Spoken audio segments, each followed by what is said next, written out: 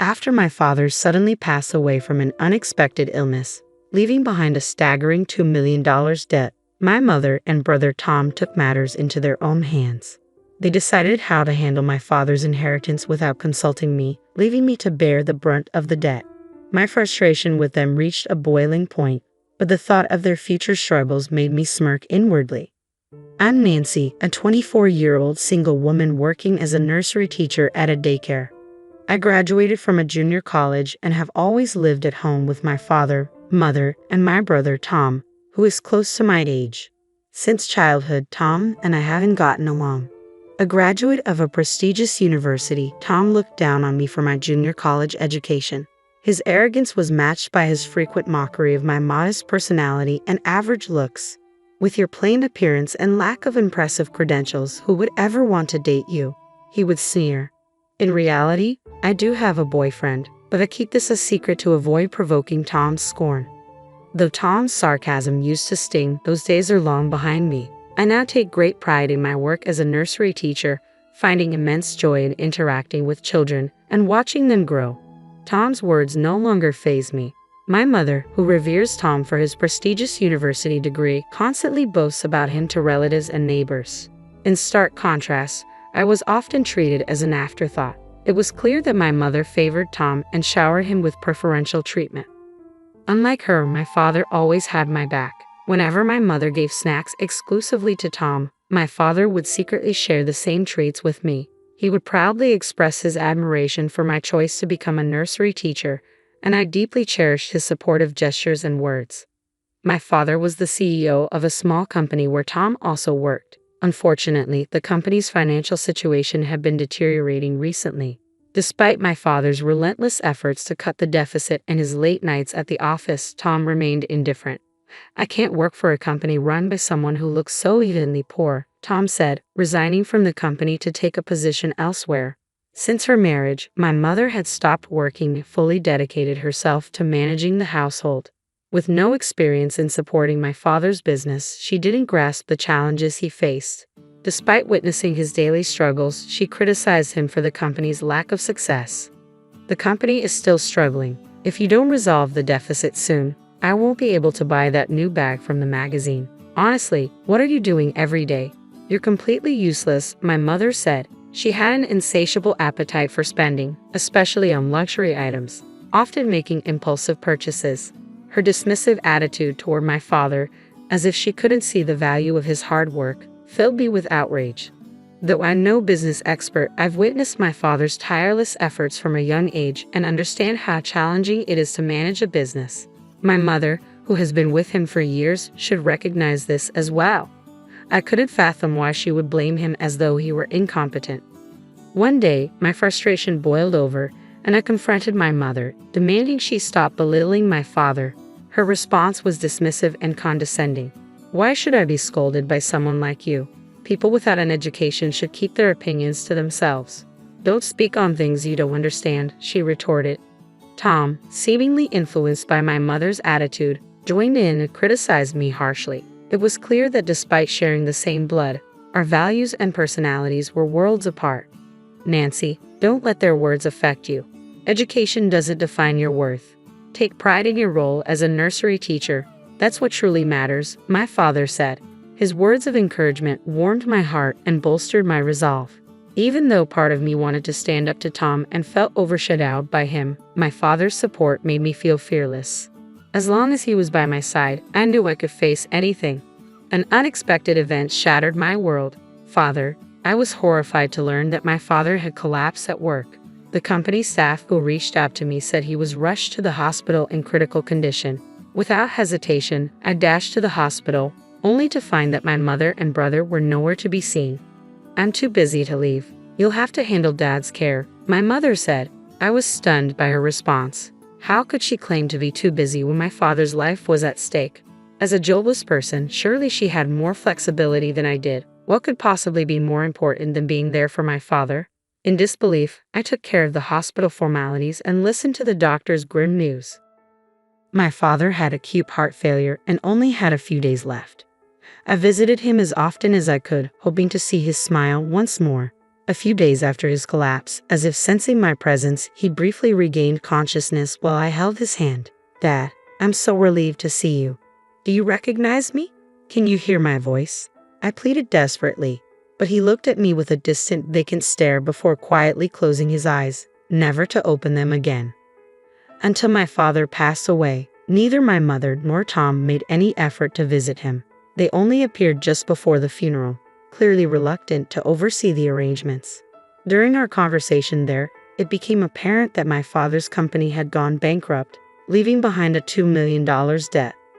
"Inheritances come with debts," my mother said, her tone dripping with disdain. As the funeral proceeded, both she and Tom began to blame my father for the situation. "He was unreliable in life, and now he's left us with this burden. What a curse," they complained. "What are we supposed to do about all this debt?" my mother wondered aloud. "I have a suggestion," Tom said with a smirk, turning his gaze toward me. "Since Dad had such a soft spot for you, why don't you inherit everything? You can also take on the debt. It's only fair to repay the love you received from him," my mother added, her voice carrying a sense of cold expectation. Unbelievably, my mother and Tom were trying to offload both my father's inheritance and his debts onto me. Despite my father's passing, they were more concerned with their own interests than with mourning his loss. They had always belittled and ridiculed both my father and me, seeing us merely as tools for their gain. However, I had a plan in reserve, something my father had asked me to use if anything happened to him. It was time to put it into action. I decided to keep my true intentions hidden and reluctantly agreed to their demands, all while secretly preparing to execute my plan. "Understood. I will take on the entire estate, including the debt." My easy acquiescence surprised both my mother and Tom, considering I was assuming a $2 million debt. They probably anticipated more resistance from me, but their satisfaction in offloading the burden onto me seemed to eclipse any surprise. They looked at me with a mix of triumph and condescension. "So, you're actually going to pay off all the debt? We appreciate that. It's lucky for us, even if I don't quite understand your thinking. You really are quite naive, though. I suppose that's to be expected given your limited education," Tom said. My mother and Tom ultimately relinquished their claims to my father's estate. With no other relatives to contest the inheritance, I was the sole beneficiary. After my father's death, I moved out of the home I no longer wished to live in and began a new chapter on my own. It was then that I discreetly set my plan into motion.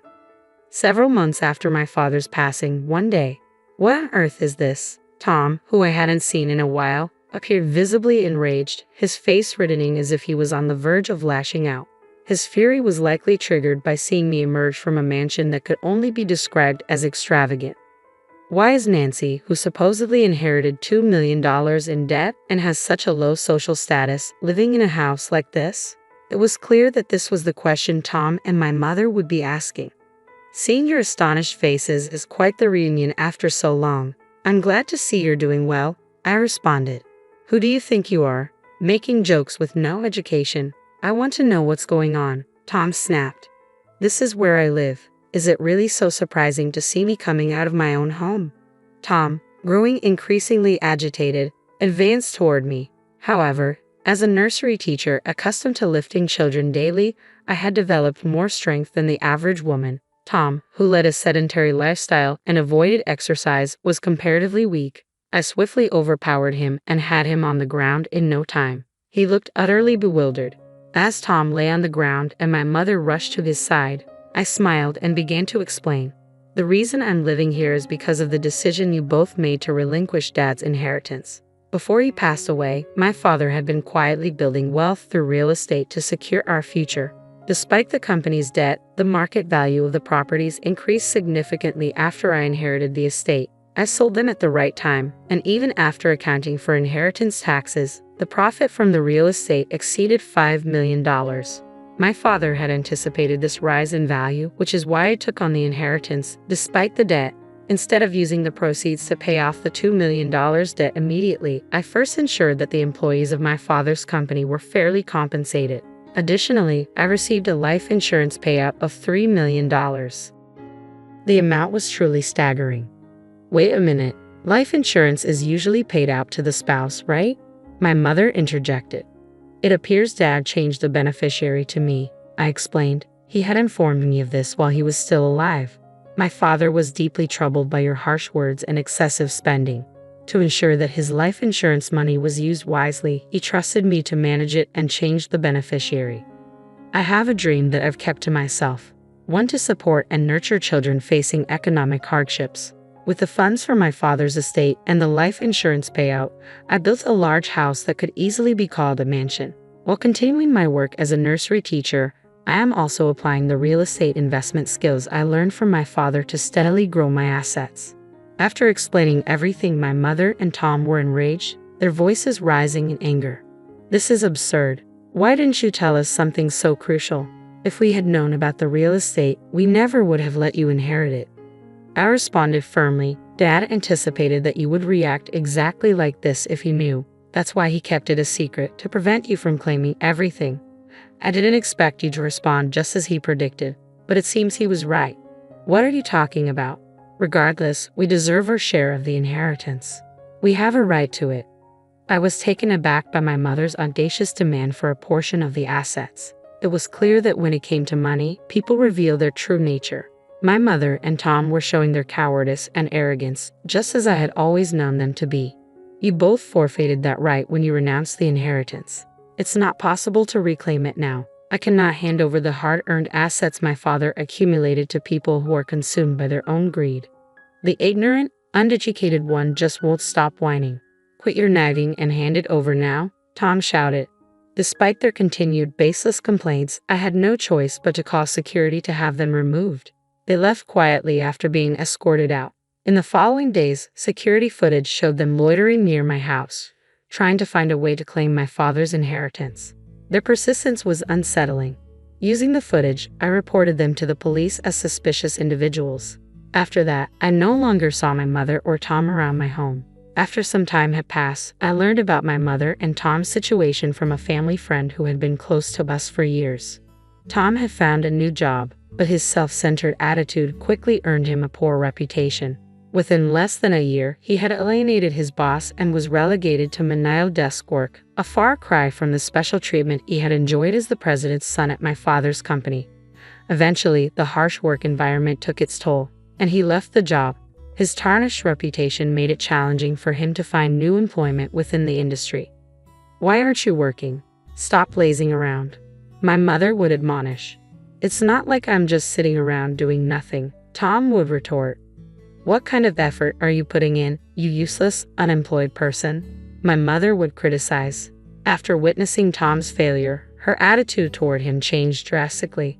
Once doting on him, she now blamed him for his incompetence and joblessness, growing increasingly cold and distant. The shift in my mother's behavior placed immense psychological pressure on Tom, eventually leading him to become a recluse.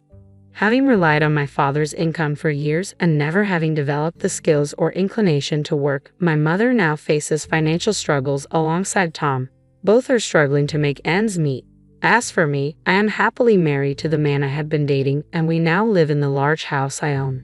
My husband shares my passion for helping children in economic need. Together, we are working towards this dream by setting up the necessary facilities and obtaining the required qualifications. I hold deep gratitude for my irreplaceable father, and with my husband by my side, I am living a fulfilling and purposeful life.